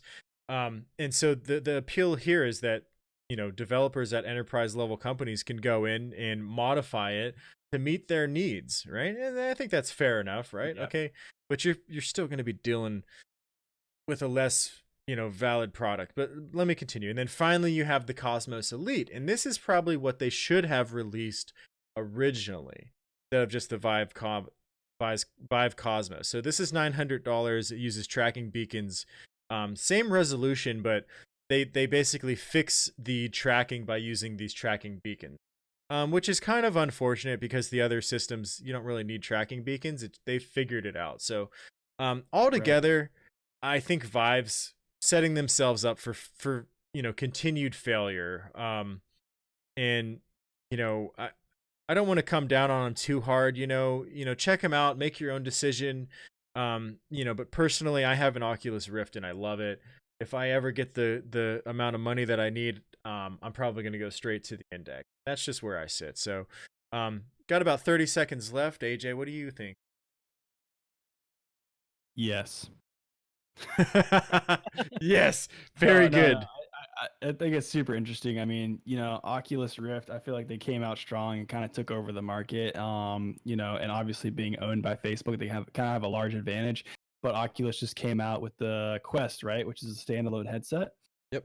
So it'll be interesting. That's kind of like the entry level point at this point, entry level hardware at this point. So yeah, it's definitely would be interesting to see what's going to happen with that. So we hit 5 minutes a couple seconds ago. So yeah, I'm gonna go ahead. Right. Let's go ahead and switch it up, man. Now tell me what is going on. And I'm starting the timer right now. What's going on in the tech world? In the tech space. All right, let's see if I can keep this to 5 minutes. So just a few stories that I wanted to kind of call out. Thought that was interesting. I've seen over the last couple of weeks. The first one is talking about the coronavirus. So we talked about this last week, and not last week, the last show. We talked about how the coronavirus impacted Mobile World Congress, and it was actually in a canceled event. It's held in Barcelona, Spain, and they were just concerned with, you know, obviously the coronavirus outbreak, and all these companies were dropping out, and eventually the company who runs that event was just like, you know what, let's just go ahead and cancel it, call it off. So that kind of sends ripple effects. Obviously, the people are the most important thing when you're talking about coronavirus and everyone's health. But the effects that has on the tech community is far reaching. I mean, it affects not only the companies who rely on that event to announce their products, but the press companies who cover these stories about new products being released. It impacts their traffic, it impacts their ad revenue, it impacts stock markets, which we've seen over the last couple of days. Right. So I thought it was interesting. GDC stands for Game Developer Conference. I think it's held out in California somewhere every single year. But it's another big conference where these manufacturers talk about new games that are coming out. It's a conference held for developers of video games. But the same thing is happening. Sony, EA, Microsoft, Facebook, I'm just reading the list here. Kojima, Unity, they're all saying, hey, they're telling their employees, stay at home. We're not going to this event. We're not going to have representation there. It's not worth the risk of people being congregated together and getting, you know, that outbreak. Obviously, they don't want their executives to go there and get the coronavirus. You know, so that would be a problem, obviously. So they're trying to keep people safe. They're doing this in the interest of their staff. But GDC is still on at this point. They're still holding the event, and some of the tech enthusiasts that I've been listening to through other podcasts are saying that, you know, this is the event for the indie developers to kind of show up now. Since some of these bigger players are backing out, this might be the time for those those indie developers to show up. So we'll see. They're going to keep an eye on it. We'll see if they eventually make a decision to cancel the event. But I had a quote here from Unity, actually, which is obviously one of the bigger development platforms for video games. They said, "We do not want any Unity employee or partner to compromise their health and safety unnecessarily." So that's how they're telling people to stay home. Respect. So, yeah, I mean, I totally hats off to them, but it's just crazy to see how much this has impacted, you know, many different industries. So now on to another story. Xiaomi. If you guys haven't heard of Xiaomi, that's a Chinese phone manufacturer. They're usually in the top 3 of Chinese phone OEMs, and I thought this was super cool. They're on track to potentially release a dual SIM card slash SD card. So you guys that Oh follow mobile wow. phones, obviously Reese, you're an Android guy. I've historically been an Android guy, now Apple. Yeah. But SIM cards and SD cards, I mean, SD card slot is something that's kind of been phased out of all phones at this point. I don't think there's a single phone on the market, and please correct me if I'm wrong. There might be some small manufacturer out there that still includes it. It's something that's no longer included on mobile phones. But it looks like Xiaomi has, this is reported by Android Authority. Um, Xiaomi could potentially find a way to use the SIM card slot as a dual purpose slot and use and have a SIM card and SD card, which is super interesting. Um, but on the one side of it, what's my time look like, Reese? You got 1 minute left. Oh boy, okay. SIM cards are kind of going away in phones. Also, people are doing digital SIM cards now, and so phones eventually in the next couple of years aren't even going to have a SIM card slot. It's just going to be virtual. So that's interesting. The final story I wanted to talk about, which is interesting also, is that Apple, there was a report from the information.com that said that through a person who is familiar with the matter has reported that Apple could potentially release a keyboard which includes a trackpad for the iPad Pro. So some people have been comparing the iPad Pro and saying that it's a product that could replace a laptop, right? And it's got all these cool features and power user options, but personally, I don't think it's ever going to replace a laptop. And I'm kind of skeptical about this report. Actually, I don't really buy it. 20 We've seen seconds. from Apple numerous times. There's been no comment or from Apple. They don't comment on speculation. And honestly, I think if they did that, it would be cannibalizing on the MacBook market. But interestingly, there is reports also that MacBooks could get ARM chips here soon. ARM chips are typically a mobile lower power chip as opposed to an Intel chip. And especially if that is true, if they're going to be releasing MacBooks that have ARM chips in them, I highly doubt they're going to continue to push the iPad Pro and try to make it more like a laptop. So that's just something to keep our eyes on. Nice, dude. Nice. Okay. I just wanted to say two things real quick. Um, the GDC. I'm surprised that they're going to keep that going. I think it's fantastic that those companies are valuing their employees. My company has personally grounded all travel because of this. And if there's anyone out Crazy. there, make sure you're taking care of yourself. Right? Wash your hands. Do everything in your power to stay healthy. Okay. Um, the dual SIM card, SIM slash SD card idea, that's crazy. And you mentioned making SIM cards go away. Wow. That would be insane. Yep. It's To not going to be see long. that technology become available where they can just do that. Yeah, so really, really cool. Okay, well that took us to 6 minutes because of my comments, but we were right on track there, man. Good stuff. So I think I'm gonna go ahead. Let's end on UFC. Let me talk about what we're playing real quick. What do you think? Let's do it. All right, cool. Warframe. Released March 25th, 2013, by a company called Digital Extremes, published by Digital Extremes, and developed by Digital Extremes and Panic Button Games. It's a free-to-play action RPG shooter. All right, so not a looter shooter, Yes. not an action RPG, but it's like a third person, sometimes first person action RPG shooter. And AJ and I just recently started playing this game. I'd say what, like 3 weeks ago, maybe. Yeah, not long. Yeah, I've been playing it a lot.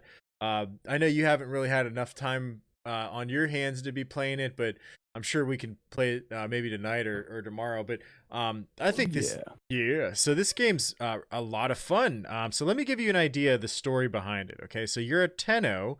You're a mysterious being, and a mysterious character named Lotus is guiding you through some missions. There appears to be 3 factions that you're fighting against: the Grineer, the Corpus, and the Infected. A leader within the Grineer faction, his name's Vor, is searching for more of your kind and destroying them. So you're in cryosleep. All of your brethren and sisters are all in cryosleep, and this guy's going around destroying you guys, killing you off for some reason. And then one day, this lady, Lotus, comes along and wakes you from cryo sleep. You're not really sure why. We haven't really figured out why yet.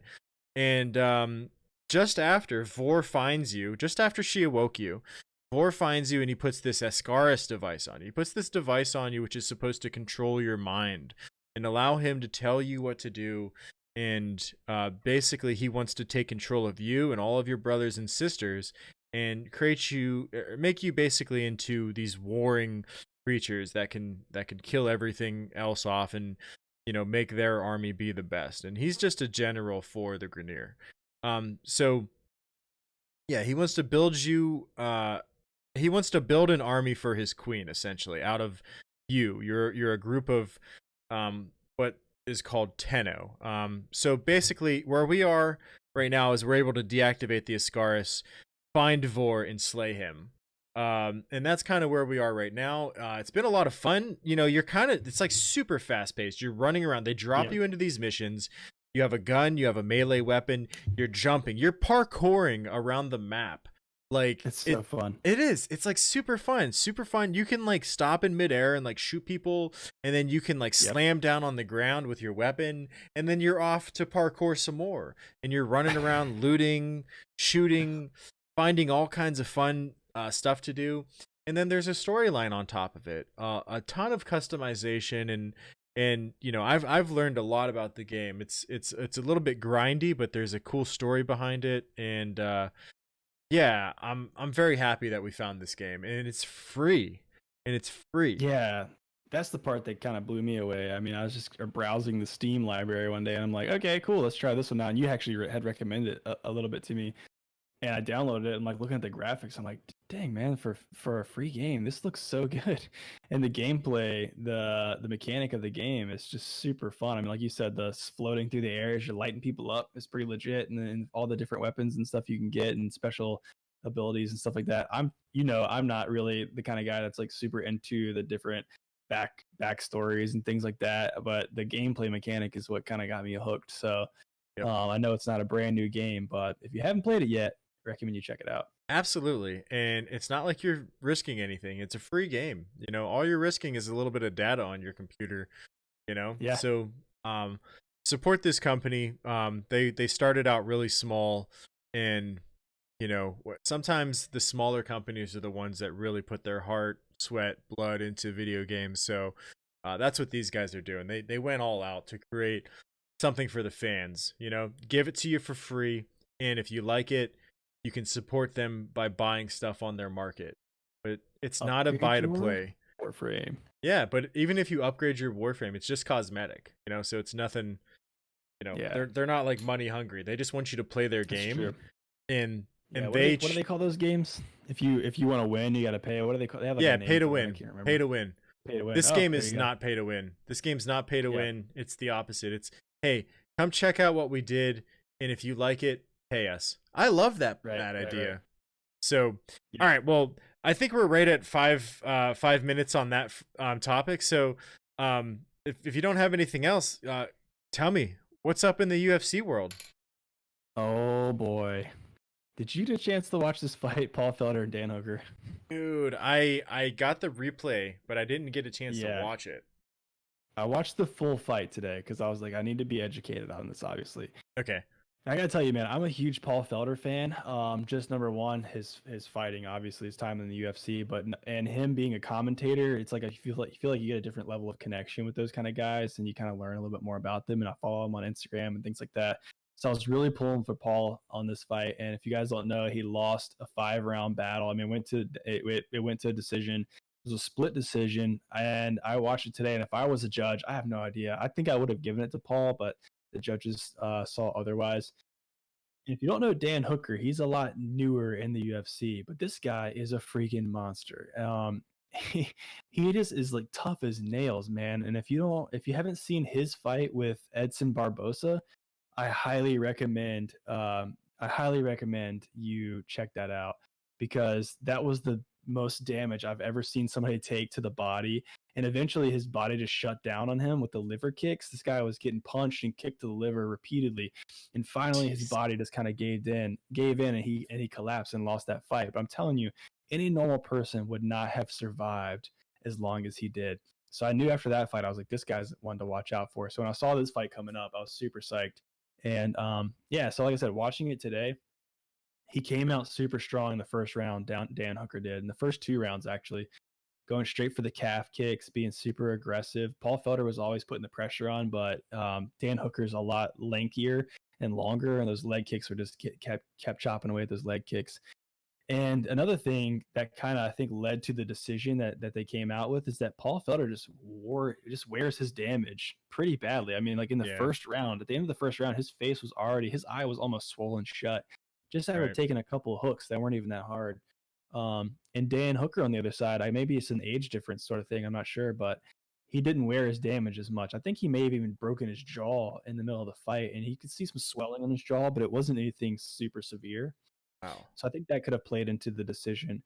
But towards those championship rounds, this is a main event, so they went 5 rounds. So those championship rounds, 4 and 5, Paul definitely had the advantage in my opinion. He was landing the most significant strikes, and the breakdown at the end of the fight showed that he outstruck Dan Hooker in every single metric with headshots, with shots to the body, with kicks. I think actually leg kicks, he might have been the only one that Dan Hooker had more of. Okay. But I think what really did it is in the 5th round, I think there was like a minute left. Dan Hooker landed a takedown, and he wasn't really able to do much with it, but he did scramble a couple times and change positions. So I think honestly that it's unfortunate the way it goes, but the last few minutes of a fight are what really leaves an impression on the judges, and I think that's kind of what gave him the win. Yeah, dude, definitely. And it's so sad sometimes you see judges that they might not 100% understand what's going on during a fight. It's like, yeah, okay, so, wear and tear on your face, that should have like no impact really. And I know that they count the takedowns and everything, and it does have value, right?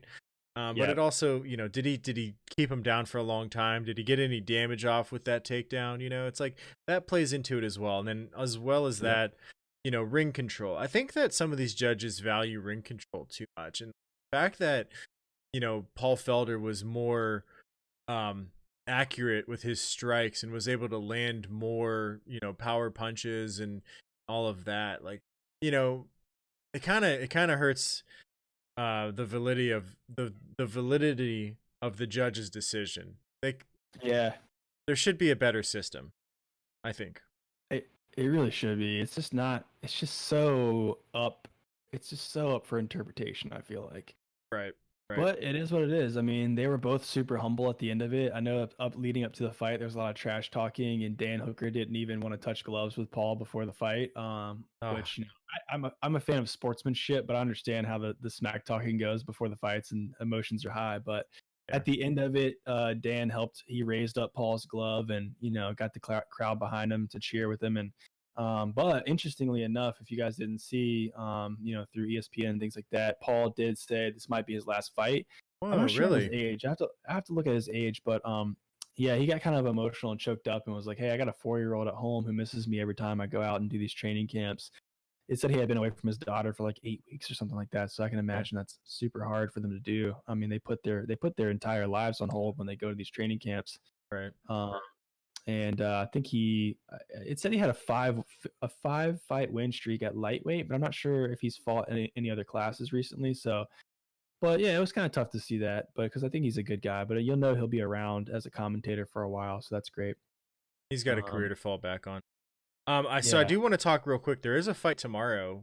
The main card, the main event being Joseph Benavidez versus Davison Figueiredo.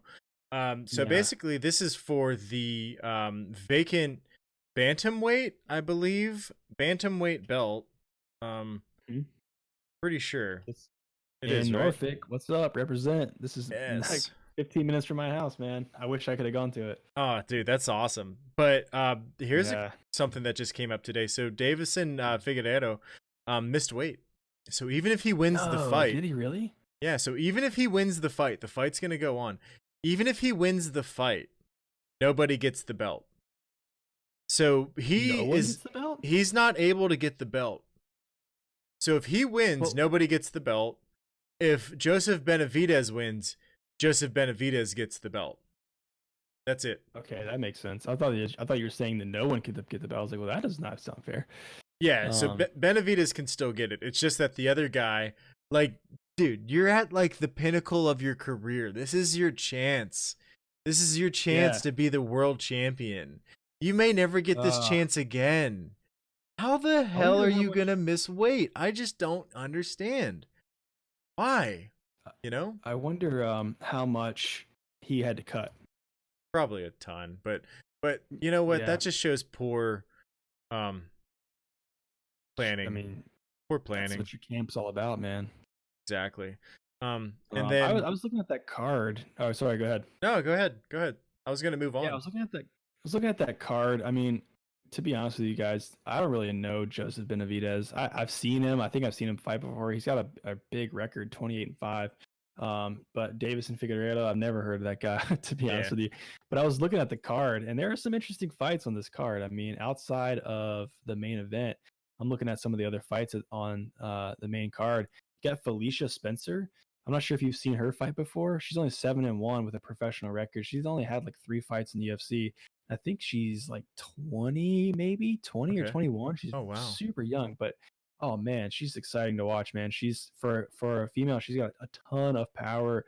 And to be as young as she is, she's very aggressive and dominant usually in her fights. Um, Another one I want to watch out for again in the women's division is Megan Anderson. I think she's from Australia, I believe. She's just a monster of a fighter, and she's just extremely tall for her class, and just a ton of power. But she's fighting somebody I've never heard of that's undefeated, so that should be interesting. Only at 4-0, so still pretty young in the career. And then finally in the prelim card, I'm not sure if you ever see this guy fight before. His name's Luis Pena, and No, I haven't. his fighter name, nickname, whatever they call it, is Violent Bob Ross. And I've got to put this up on my screen really quick. This will be the last time I share. I'm going to share my screen. Okay. Um, you got to check this guy out. I've seen him fight a couple times. Oh, I see. Yeah, I know this guy. I know this guy. Yeah. Definitely. Again, super tall and lanky and awkward, but these guys, like, if you get this guy on the ground, man, he's got so much arms and legs to wrap you up and put you away. So that'll be fun to watch for sure. Yeah. I'm definitely gonna tune into that for sure. But again, you know, Yes. the bantamweights, they don't put a whole lot of they don't they don't put a whole lot of marketing in for the bantamweights. So that's probably why you haven't heard a lot of these guys. They almost got rid of the weight class completely. And I mean, the belt's vacant right now, so it's like Yeah. they struggle to find fighters cuz there's not a whole lot of fighters that can compete at this level but also weigh in at that kind of weight, right? Mm-hmm. Yeah, absolutely. And then finally, we'll probably talking about we'll probably bring we'll probably what am I trying to say? I'm trying to say Talk next about this on the week. next episode. Yeah, we're going to talk about this on the next episode, but UFC 249, Israel Adesanya versus Yoel Romero.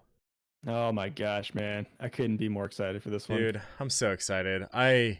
Oh my god, I can't wait to see it. Somebody in chat just said that they wanted to see Uriah Faber fight Stipe. I was about to respond to that. Alan, what are you talking about, man? That's hilarious, dude. And anyone that doesn't know, Uriah Faber is a very small. He's like 130, 130 pounds, something like that. Featherweight? And Stipe is a heavyweight, like 250 plus, So yeah, that'd be interesting. Never know. Never know. Never know. He might like run between his legs. Can I interrupt you 1 second? Actually, Yeah. Going back really quick to this fight coming up tomorrow. So yeah, like I said, this is like really close to home. This is in Norfolk. I live in Virginia Beach, so it's like the city next to us. But Michael Bisping actually was spotted at a local breakfast spot that my wife and I go to all the time, and he was on Instagram on their Instagram page. The one right around the corner. You took me there. Well, maybe I can't remember, man. The little mom and pop one. It's called Bay Local. I don't remember. I don't remember what you're talking about, but yeah, it's like a pretty new breakfast spot, and they had him up on their Instagram, and I kind of fangirled out for a second. I was like, man, I wish we would have been there. I would have definitely flipped out if I saw Michael Bisping. Oh, that would have been so cool. Oh, that would have been so awesome, dude. That's too bad. Yeah. Yep. Yeah. Yep. I'd So love to next have week, seen a picture with you, you and Michael just standing there. That'd be so cool. that's been so dope. So dope. But yeah, 249, man. Holy crap. Israel Adesanya, Yoel Romero. Yoel Romero should be, he's like a walking statue. That guy is unreasonably fit. It's insane. He's scary. Yeah, he is. My prediction is that Stylebender will win. Because Stylebender is, in my opinion, top 3 best right now. I think Um, so. I would say, he is right up there with John Jones and Khabib. Hmm. I think his skill set is phenomenal, dude, and what he did to Robert Whitaker, holy shit. So, Hmm. I gotta give it to. I think Stylebender's gonna win, and he's got a chin, So, Yeah, yeah, he proved that against Kevin Gastelum. I thought Kevin, exactly. it's not Kevin, sorry, Kelvin Gastelum. I thought Kelvin had him a couple times, man. I thought he was definitely, he buckled his knees, I think, one time, right? Yep. Um, Yeah, he looked like he but he stunned him. survived. He But survived. Yoel's he's a cannon, right? So Oh yeah, for sure. he's a Wow, man, cannon. I'm looking at the card now. Yoel's 42. I know. Isn't that crazy? He's He's 42. 42. He's 42, but he's like a Greek god, Like he's He got the is. body of a Greek god, and like the fact that he's 42 and has that kind of physique and can keep going at this level, man, Yeah. that's crazy. Yeah, yeah, I agree with you though. I think Stylebender's gonna take it. He's got the reach advantage by like 5 inches, almost 4.5 inches. Yeah. He's got the height advantage by 3 inches. I think it's gonna be tough. It's gonna be a tough one. If Yoel gets within his range, though, I don't know. He's got a lot of power, so it'll be interesting. Yep. Is Yoel going to be able to take him down? I don't think so. I don't think so. I know he's so But elusive. yeah. Yeah. Who else is on this card? I'm looking at this card now. You got Alex Oliveira, Neil Magny. I'm not sure if you've seen Neil Magny fight, but Hmm. he's also Yeah, he's a great fighter. yeah. Check out the prelims too. Who else? Are there any other big names on this card? Look. Oh, Sean O'Malley. I remember seeing that Oh, kid fight. Sean O'Malley's coming back, right? Yeah, so he just got out of his UFC suspension. He got hit by USADA for some supplements, and he was out for 2 years. So yeah, he's back. Oh, was I he? forgot about that. This is another really tall, lanky character. Yeah, but he's very Nick, skillful. That's 5'11", 135. That's insane, man. I'm 6'1", and I weigh like 190. yeah, dude. Exactly. Yeah, You're that's crazy. 135 at 5'11". Holy crap! Oh wait, dude, we Yeah. completely passed up like one of the other like huge fights. Well, Welly Zhang and Joanna Jędrzejczyk, dude. Oh yes. We didn't How did even we miss talk this? about this. Welly Zhang's the champion right now. She's a beast, and Joanna's gonna get her chance to get her belt back. To be honest with you though, I don't think anyone's gonna be able to beat Welly Zhang. I'm not sure if I'm saying her name right. Mm, But I if think she's anyone the can, Joanna would be the girl to do it. yeah, but I think she's the total package, honestly. I'll be so surprised. I really will. But that that whole that whole weight class has just been like the belt's been just flipping around Hmm. every fight, No one's really been able to hold that belt for a long time. Except for Rose, Right. Rose after she beat Joanna was able to beat Joanna twice and then, gave it up. So, Yeah, and then yeah. Andrade. I think that was kind of a, I don't know if I don't want to say lucky, but that slam onto her head was definitely unexpected. I kind of I want to see them run back the Rose Andrade fight. Yeah, I think that Rose just made a mistake in holding on to that Kimura attempt. Yep. Yep. If Yeah, she would I have let agree. go, she would have been fine. And Andrade wasn't able to really do anything to her besides pick her up. That's it. Yeah. Man, it's hard to believe that's already been a year ago. That fight was April of 20. Wait, yeah, April of last year. Yeah. Or Yeah. sorry, hold on. I think I might be lying to you. No, May of last year. It's almost been a year Okay, since that almost fight. a year. That's kind of crazy. I'm surprised Rose hasn't come back yet. Yeah, I knew she was kind of distraught after the loss. So, but I think she said she is coming back. Yeah. I saw that win. I want to see. Oh god, who are the two other female champions Nunes. I want to see Nunes fight that Russian girl. I can't. Why my brain's like hurting right now. Um, The Russian girl. she just fought last week. Talking about Shevchenko? Yeah, Shevchenko. I want to see that fight again because Shevchenko lost the first fight. Is that the same weight class now? Are they fighting? No, they're different weight classes. I think Shevchenko Yeah. would have to go up in weight actually. Dude, she is scary. She's so scary. I will never forget that Jessica I knockout where she kicked. I thought she had killed the girl, man. Oh my god, serious. it looked like she killed her. It really did. Yeah, you know, she didn't wake up for like 10 minutes. I was like, oh my gosh. that's what I'm Someone saying. get this girl some help, please. Oh, dude, that was so brutal. I thought she was dead. She definitely got some brain damage out of it. You know? Yeah, she lost some cells for sure. Wow. Some scary stuff. Yeah, really, really scary. So, wow, man. We just talked about UFC for like 20 minutes. I knew it was gonna happen. It's probably a good idea to end on that. It's hard to keep our lips sealed on this one. I know. I feel like we love UFC so much that it's kind of. I feel like it's like our ending. Yeah, we could have a separate UFC podcast probably. We probably could, yeah, definitely. Because it's like I put like minimum effort into like researching it, other than just what I already know and enjoy. And it's like if we actually put the effort in to research it and like actually have all of the insider knowledge and stuff, yeah, we could definitely do a separate podcast. We could go for a while. Yep. Oh, man. So Alan Ray in the chat says when you go out like that, you lose years off your life. Good point. Yeah, definitely.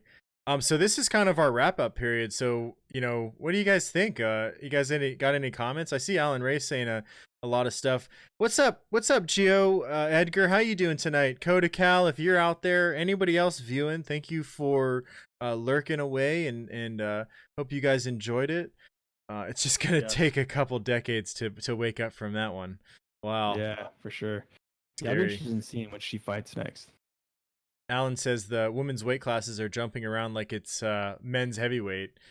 Yeah, except for Nunes. And Nunes is, she's holding it down. Yeah, both sides. Yeah, I don't think anybody wants any of that. Who's Gay Jesus?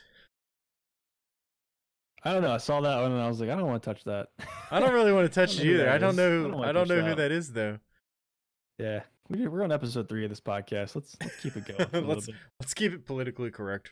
Yeah. But, I appreciate your chats though, Alan. Yeah, definitely. But yeah, you made a good point earlier about the weight cutting, and I do want to touch on this. We mentioned weight cutting, and so Alan, you said sometimes when fighters get older, they can't cut weight as easily, and a cut they would have comfortably made before they hit a wall a few pounds before reaching their goal. So I think what you're just trying to say is, as you get older, it's takes a toll on your metabolism and what you can accomplish. And who knows, maybe that is accurate in what this guy's doing, but there's also another chance that it was just poor management. Nutritionist, maybe his camp didn't do what they should have been. Maybe he didn't have the discipline. Exactly. So there's a bunch of different variables. Who knows what happened to the guy? You could give him the benefit of the doubt, but you never really know. What you do know is he didn't hit weight in one of the most important fights of his life. And that's scary. That's unfortunate for sure. What? So cool, man. Yeah. So Alan's saying I'm not touching that. America. Okay. All right. Yeah. Let's just leave that one alone. Thanks, all right, Alan. So I think we're gonna go ahead and wrap this one up. It's been about 2 hours. And it's been fun, man. This time flies when you're doing this stuff. Talking about beer, talking about technology, video games, UFC. I mean, it's just a great time. Absolutely. 2 hours, so man. You guys. That's awesome. Yeah. Sorry, go ahead. Yeah. No, I was just saying, I hope you guys out there enjoyed this episode, watching us live or listening to us in your car, in the office, things like that. If you are watching us live, don't forget to check out or if you're watching us on YouTube, don't forget to check out the links and things like that in the image there. So you can find us on Instagram, find us on Twitter, and you can find us on Apple Podcasts and Spotify. We're in all the places. We're in so many different podcast apps. It's kind of unreal. But we appreciate you guys, and we're on episode 3, so we're just trying to grow this thing. So any support you can give us, we super appreciate it here on Twitch or giving us a review on Apple Podcasts. Everything, anything like that goes a long way. So we really appreciate it. And we'll be back next week. Yeah, definitely, guys. Any of you that can help us, subscribe on YouTube, follow us on Twitter. We need all the support we can get, and we're gonna keep bringing you content, and we're gonna keep trying to find things that we enjoy, that we think you all will enjoy. So thanks for Yes. tuning in. Yes, absolutely. So, yeah, and with that, I guess we can go ahead and call it a show. And we'll see you guys next week on episode 4 of the Ginger and the Beard podcast. Bye, Nice. guys. And maybe later this week on Twitter, come check us out. We'll tell you what episode 4 is going to be. So see you guys later. Thank you so much. All right, AJ, I'm going to end it. All right. Peace. Peace.